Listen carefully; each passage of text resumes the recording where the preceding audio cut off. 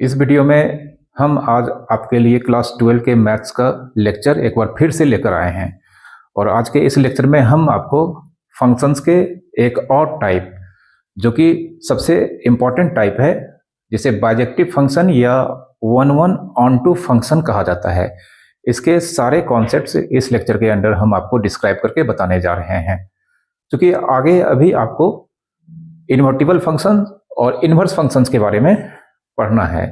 तो कोई भी फंक्शन अगर इन्वर्टिबल होता है तो सबसे पहले उसे बाइजेक्टिव फंक्शन होना होता है। तो इसलिए आपको बाइजेक्टिव फंक्शंस के सारे कॉन्सेप्ट्स अच्छे से मालूम होने चाहिए, और वह आपको तभी हो पाएगा जब आप इस लेक्चर को बिना स्किप करके एक एक बातों को अच्छे से समझ पाएंगे। तो इस लेक्चर को आप बिना स्किप करके देखें। बहुत छोटा सा लेक्चर है जिसमें हम सिर्फ और सिर्फ बाइजेक्टिव फंक्शंस के सारे कॉन्सेप्ट्स यहाँ पर बताने वाले हैं, और इसके बाद आप इन्वर्टिबल फंक्शंस के लेक्चर्स को अगर देखते हैं तो आपको बिल्कुल अच्छे से इन्वर्टिबल फंक्शन और इन्वर्स ऑफ फंक्शंस के कॉन्सेप्ट समझ में आएंगे। तो शुरू करते हैं आज के इस लेक्चर को। तो यहाँ पर बाइजेक्टिव फंक्शन,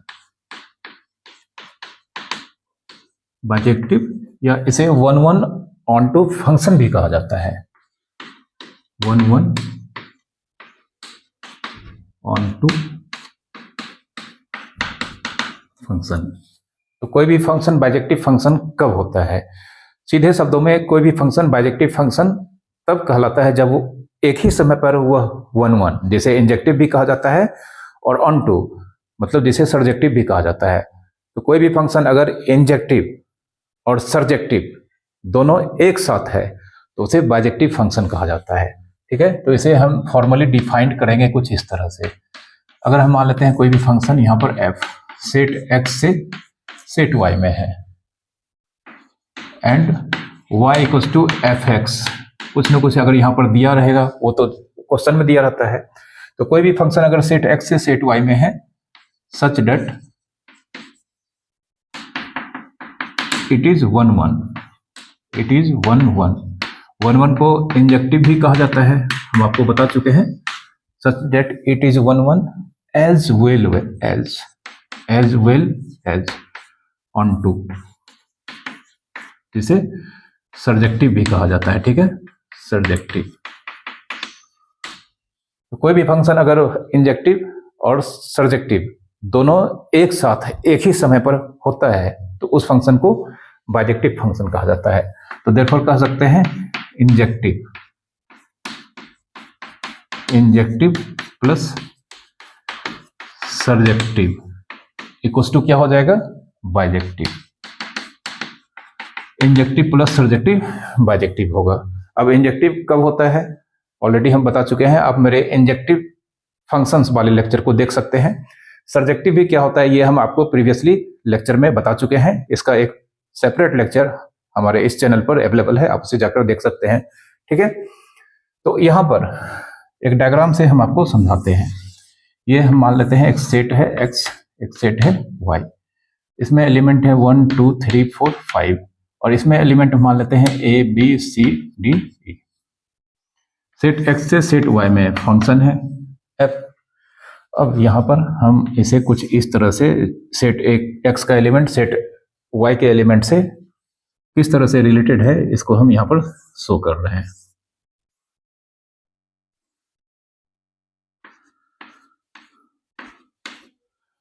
तो यहाँ पर हम देख सकते हैं कि सबसे पहले यहाँ पर कोडोमेन के किसी भी एलिमेंट का, कोडोमेन जानते हैं फंक्शन अगर सेट x से सेट y में है तो पहला सेट x डोमेन कहलाता है, बाद वाला सेट कोडोमेन कहलाता है। तो यहाँ पर वन वन होने के लिए, वन वन या इंजेक्टिव होने के लिए कंडीशन है कि कोडोमेन के किसी भी एलिमेंट का एक से अधिक प्रीमेज नहीं होना चाहिए। तो कोडोमेन यहाँ पर देख सकते हैं सेट y है, इसमें 5 एलिमेंट्स हैं a b c d e। अब कोडोमेन के एवरी एलिमेंट नहीं बल्कि किसी भी एलिमेंट का अगर प्रीमेज है तो एक से अधिक नहीं होना चाहिए। तो हम देख सकते हैं 1 का प्रीमेज सिर्फ 5 है, फिर b का प्रीमेज सिर्फ 1 है, c का प्रीमेज सिर्फ 2 है, d का प्रीमेज सिर्फ 3 है, और e का प्रीमेज, ये e लिखते हैं इसको, e का प्रीमेज सिर्फ 4 है। तो इस तरह से यहाँ पर कोडोमेन का मतलब किसी भी एक कोडोमेन के किसी भी एलिमेंट का एक से अधिक प्रीमेज नहीं है। तो ये यहाँ पर क्या हो जाएगा, नो, सबसे पहले लिखते हैं यहाँ पर इस एग्जाम्पल में, no any element of codomain has more than one preimage, more than one preimage. ठीक है, किसी भी कोडोमेन के एलिमेंट का एक से अधिक प्रीइमेज नहीं है, तो इसलिए यहां पर ये फंक्शन क्या होगा, एफ क्या हो जाएगा, इंजेक्टिव। तो इंजेक्टिव और सर्जेक्टिव दोनों एक साथ होगा तब हम इसे बाइजेक्टिव कहेंगे। अब बाइजेक्टिव मतलब सर्जेक्टिव होने के लिए कंडीशन है कि कोडोमेन के एवरी एलिमेंट का प्रीइमेज होना ही चाहिए, कोडोमेन के एवरी एलिमेंट का प्रीइमेज होना ही चाहिए, चाहे एक हो या एक से अधिक हो। तो यहाँ पर हम देख सकते हैं कोडोमेन के एवरी एलिमेंट के पास डोमेन के एलिमेंट से एरो आया है, इसका मतलब कोडोमेन का एवरी एलिमेंट का प्रीइमेज यहाँ पर है।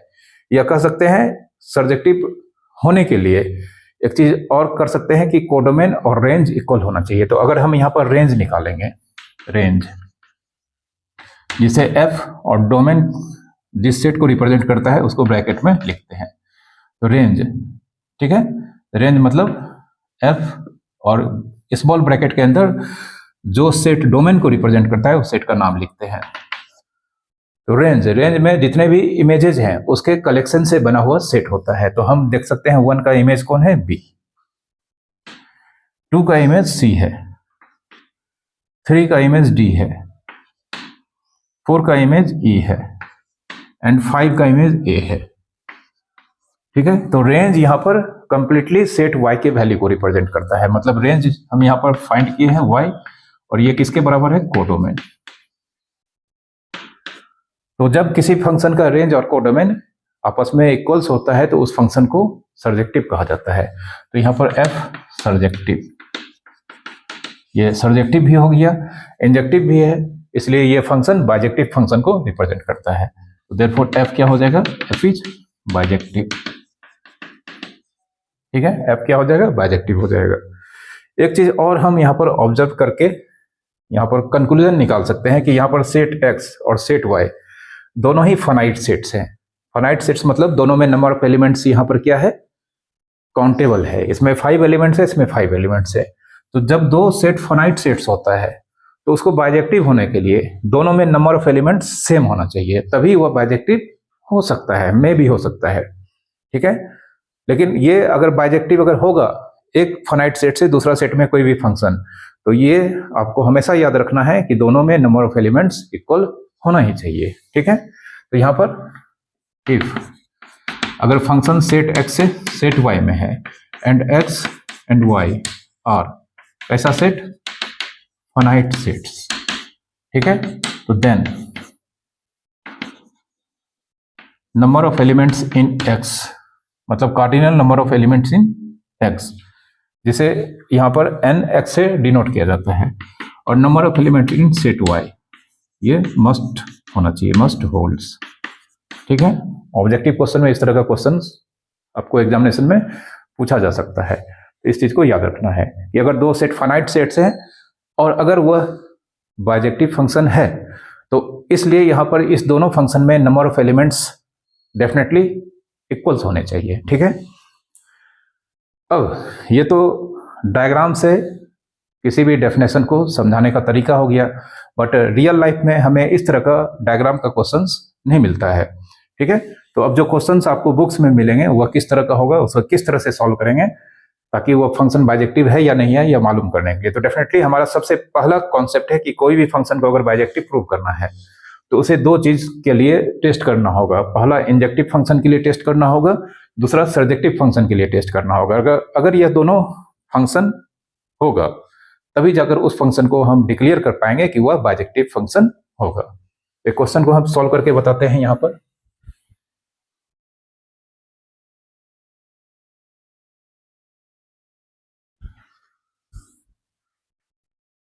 जैसे क्वेश्चन है f रियल नंबर से रियल नंबर में and y equals to fx equals to 5 minus 7x by 11।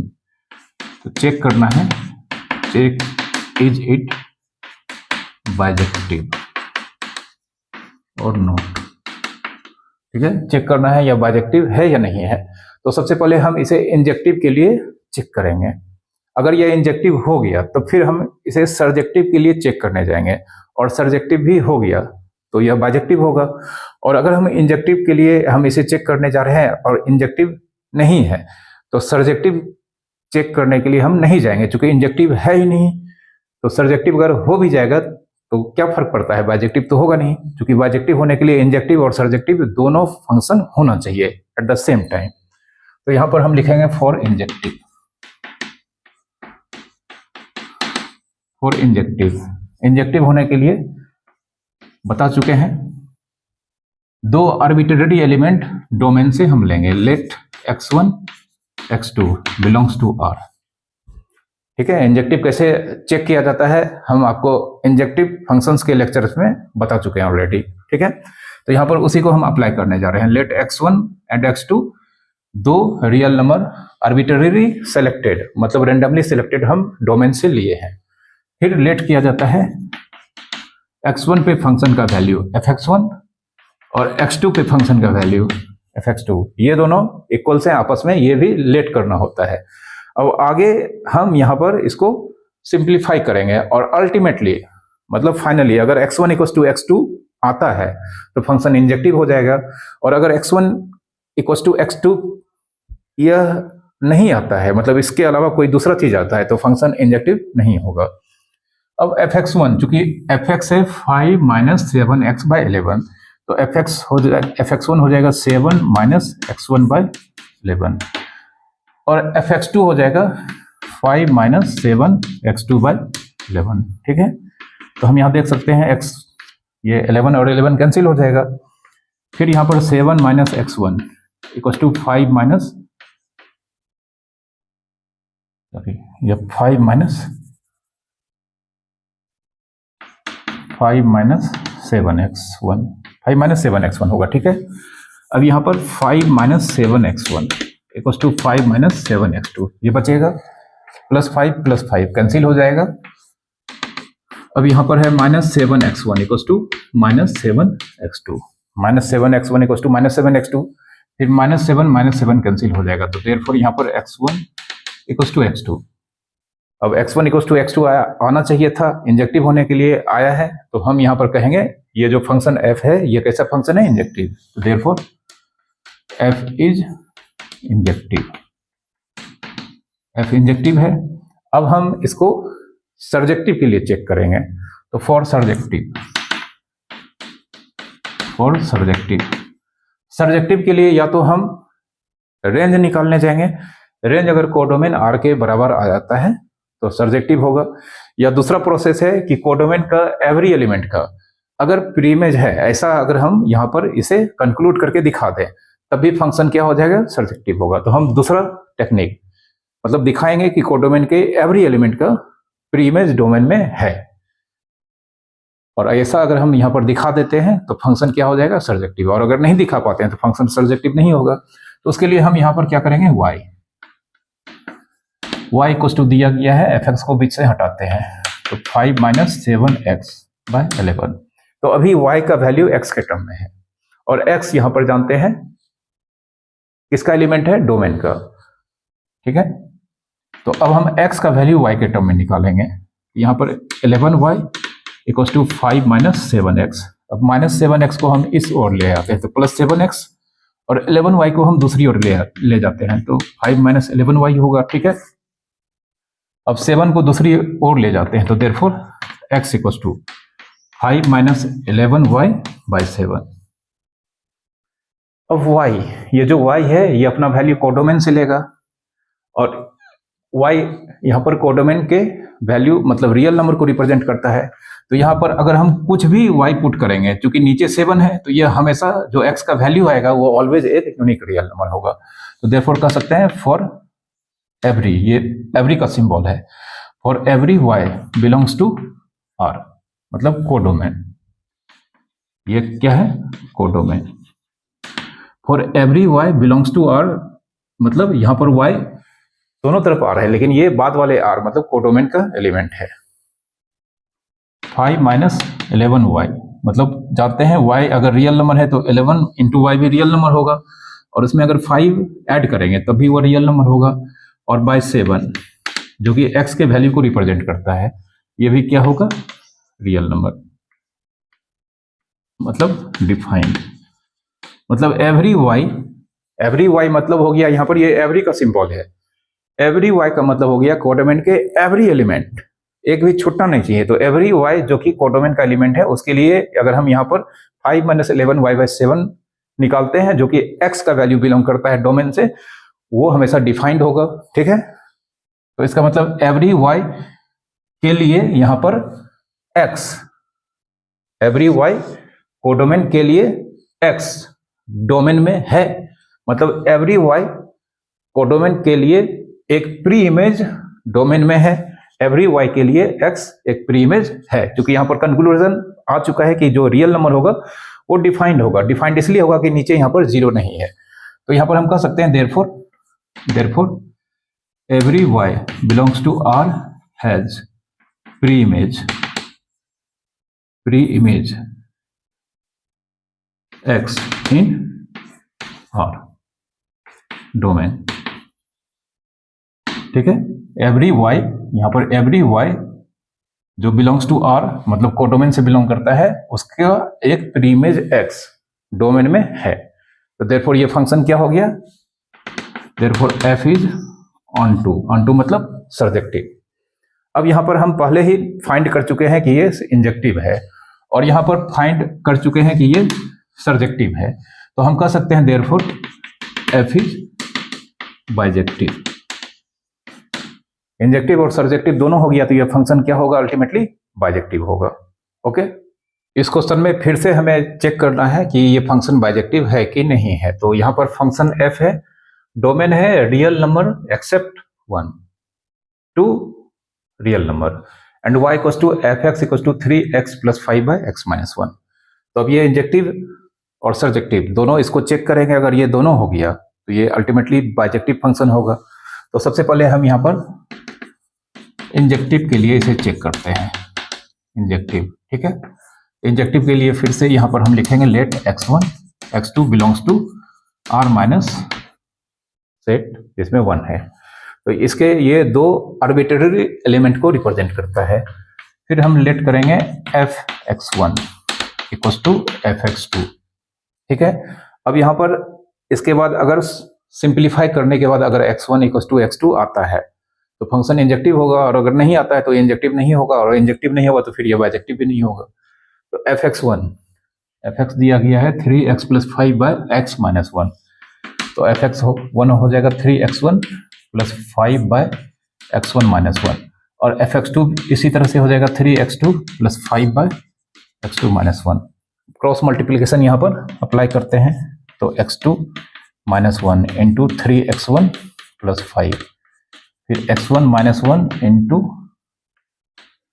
3x2 + 5, x2 into 3x1, ये हो जाएगा 3x1 x2, फिर x2 इंटू 5, ये हो जाएगा 5x2, फिर -1 इंटू 3x1, तो ये हो जाएगा -3x1, और -1 इंटू +5, ये -5 होगा, फिर x1 इंटू 3x2, तो 3x2 x1 इंटू 5, तो 5x1, -1 इंटू 3x2, -3x2, और -1 into +5, -5, 3x1 x2 3x1 x2 cancel हो जाएगा, -5 कैंसिल हो जाएगा। अब कुछ कैंसिल नहीं हो सकता है। तो अब हम क्या करते हैं, यहाँ पर 3x1 है और इधर 5x2 है और इधर 3x2 है, इसको इधर ले आते हैं। तो 5x2 - 3x2 इस ओर लाएंगे तो क्या हो जाएगा, +3x2, और इधर 5x1 है और इधर -3x1 को दूसरी ओर ले जाते हैं, तो ये हो जाएगा +3x1। 5x2 + 3x2 मिलकर 8x2 होगा, और 5x1 और 3x1 मिलकर क्या हो जाएगा, 8x1। 8 कैंसिल हो गया, तो देयरफॉर यहाँ पर x1 equals to x2, x1 equals to x2 ये आ गया है। मतलब इसका ये हुआ कि ये फंक्शन इंजेक्टिव है। ठीक है, तो यहाँ पर f इज इंजेक्टिव। अब इसे सर्जेक्टिव चेक करना है, तो यहाँ पर हम लिखेंगे फॉर सर्जेक्टिव। अगर यह सर्जेक्टिव हो गया तो बाइजेक्टिव होगा, और नहीं हुआ तो फिर यह बाइजेक्टिव नहीं होगा, हालांकि यह इंजेक्टिव है। ऐसा यहाँ पर आ चुका है रिजल्ट। तो फॉर सर्जेक्टिव फिर से हम दिखाएंगे कि अगर कोडोमेन के एवरी एलिमेंट का प्री इमेज डोमेन में है तो यह फंक्शन सर्जेक्टिव होगा। इसके लिए हम y इक्वस टू इस एक्सप्रेशन को यूज करेंगे। तो since y equals to 3x plus 5 by x minus 1, ठीक है। अब यहाँ पर y का वैल्यू x के टर्म में है, मतलब y का एक्सप्रेशन वेरिएबल x के टर्म में है। अब सबसे पहला काम करेंगे, हम x का एक्सप्रेशन वेरिएबल y के टर्म में लाएंगे। तो यहाँ पर y इंटू एक्स माइनस 1, ये क्या हो जाएगा, y into x minus 1 y x minus y, मतलब x y minus y equal to 3x plus 5, ठीक है। अब यहाँ पर y इस 3x को इधर ले आते हैं, तो सबसे पहले x y minus 5, x y minus 3x, और यहाँ पर माइनस वाई को दूसरी ओर ले जाते हैं तो प्लस 5 प्लस वाई होगा। इस दोनों से हम x कॉमन ले लेते हैं तो y minus 3 equal to 5 plus y, तो therefore x equal to 5 plus y by y minus 3। x का वैल्यू वेरिएबल y के टर्म्स में आ गया है। अब यहाँ पर देखना है कि जो y मतलब एवरी y जो हम यहाँ पर लेंगे इसमें पुट करेंगे, और जो x का वैल्यू मिलेगा जो कि रियल नंबर होगा सिर्फ 1 को छोड़ के, तो क्या सारे रियल नंबर y के लिए ये जो x आएगा क्या वो रियल नंबर होगा, ये हमको यहाँ पर कंक्लूड करना है। तो हम देख सकते हैं यहाँ पर x equal to 5 plus y by y minus 3 is real if y minus 3 does not equal to 0, मतलब x का वैल्यू ये जो y के टर्म में है ये रियल मतलब डिफाइंड तभी होगा जब y माइनस 3 0 नहीं होना चाहिए, y माइनस 3 0 नहीं होना चाहिए, therefore y does not equal to 0 plus 3, मतलब y does not equal to 3, मतलब इसके लिए y का वैल्यू 3 नहीं होना चाहिए। मतलब y का यहाँ पर हम कुछ भी वैल्यू पुट करेंगे, जो x का वैल्यू आएगा वो रियल होगा, लेकिन जब हम y का वैल्यू 3 पुट करेंगे तो ये y माइनस 3 0 हो जाएगा और x उस केस में अनडिफाइंड हो जाएगा। मतलब उस कंडीशन में y अगर हम 3 लेते हैं तो x यहाँ पर प्री इमेज के तौर पर हमें कुछ भी नहीं मिलेगा, क्योंकि y अगर हम पुट करते हैं तो जो x मिलना चाहिए वो रियल नंबर मिलना चाहिए, और वही रियल नंबर उस वैल्यू y का प्री इमेज होगा। तो हम देख सकते हैं यहाँ पर y इक्वल टू 3 इस रियल नंबर जो कोडोमेन है उसमें तो है, क्योंकि यहाँ पर r माइनस 1 डोमेन में r माइनस 1 कहने का मतलब पूरा रियल नंबर में 1 को हटा दिया गया है, लेकिन यहाँ पर कोडोमेन में पूरा का पूरा रियल नंबर है। तो अगर हम यहाँ पर y के वैल्यू को कंसीडर करें, ये जो y का वैल्यू है ये कोडोमेन से जो वैल्यू लेगा अपना वो सारा रियल नंबर होगा, इवन 3 भी होगा, क्योंकि 3 यहाँ पर कोडोमेन में है, और 3 अगर हम यहाँ पर पुट करते हैं तो जो x यहाँ पर मिलेगा वो अनडिफाइंड होगा, मतलब उस केस में उसका 3 का प्री इमेज नहीं होगा। तो अब हम यहाँ पर लिखेंगे as y equal to 3 belongs to r, मतलब codomain. therefore for y equals to 3 x equals to 5 plus y by y minus 3 has no pre-image, मतलब y equals to 3 जो कोडोमेन में है उसके लिए x जो यह एक्सप्रेशन है वह प्री इमेज नहीं देगा, क्योंकि यह डिफाइंड नहीं होगा, ठीक है। तो नो प्री इमेज मतलब एक एलिमेंट इसका 3 ऐसा पाया गया जिसका प्री इमेज नहीं है। तो प्री इमेज नहीं है तो ये फंक्शन क्या होगा, सर्जेक्टिव नहीं होगा, क्योंकि सर्जेक्टिव होने के लिए कोडोमेन के एवरी एलिमेंट का प्री इमेज होना चाहिए। तो यहां पर हम लिखेंगे therefore f is not surjective, f surjective नहीं है। अब यहां पर f इंजेक्टिव तो था लेकिन सर्जेक्टिव नहीं है, देयरफॉर ये बाइजेक्टिव नहीं होगा। तो हेंस यहां पर लिखेंगे hence it is not bijective, ठीक है, ये फंक्शन बाइजेक्टिव नहीं होगा। ओके, तो यहां पर हम आपको बाइजेक्टिव फंक्शन के कॉन्सेप्ट्स अब तक बता चुके हैं। उम्मीद करता हूं कि आप इसे अच्छे से समझ पाए होंगे। तो इस लेक्चर को हम यहीं पर समाप्त करते हैं। उम्मीद करता हूं कि आप बाइजेक्टिव फंक्शंस के कॉन्सेप्ट्स अच्छे से समझ पाए होंगे। तो अगर आप हमारे लेक्चर्स को देखते हैं और इसे आप अच्छे से समझ पाते हैं, इससे आप बहुत कुछ सीख पाते हैं, तो प्लीज़ आप इसे लाइक करें और शेयर करें। और बहुत सारे लोग हमारे वीडियोस को देखते हैं बट आप लोग हमारे चैनल को अब तक सब्सक्राइब नहीं कर पाए हैं, तो मेरी रिक्वेस्ट है आपसे कि प्लीज़ आप हमारे चैनल को भी ज़रूर सब्सक्राइब करें। Thank you very much for watching.